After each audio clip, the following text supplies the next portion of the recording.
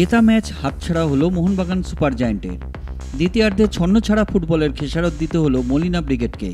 প্রথমার্ধে 2-0 গোলে এগিয়ে থেকেও শেষমেশ হারতে হলো টাই ব্রেকারে। নর্থ ইস্ট ইউনাইটেডের কাছে টাই ব্রেকারে হেরে ডুরান্ড কাপ হাতছাড়া হলো মোহনবাগানের। প্রথমবার ডুরান্ড কাপ জিতল নর্থ ইস্ট ইউনাইটেড। নির্ধারিত সময়ে খেলা 2-2 ছিল। টাই ব্রেকারে 4-3 গোলে জিতল পাহাড়ের দলটি।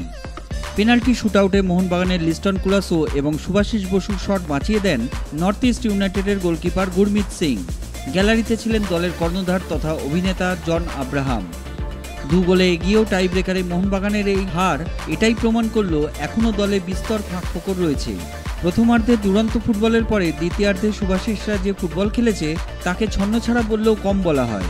মোহনবাগানের মিডফিল্ড বলে কিছুই ছিল না এদিন। রক্ষণের অবস্থাও ততই বচক। 10 মিনিটেই প্রথম গোল পেয়ে যায় সবুজ মেরুন ব্রিগেড। পেনাল্টি থেকে ঠান্ডা মাথায় গোল করেন কামিন্স। গোলের পর মোহনবাগানের আক্রমণের তীব্রতা আরও বাড়তে থাকে। প্রথমার্ধে সংযুক্তি সময়ে সাহালের গোলে ব্যবধান বাড়ায় মোহনবাগান।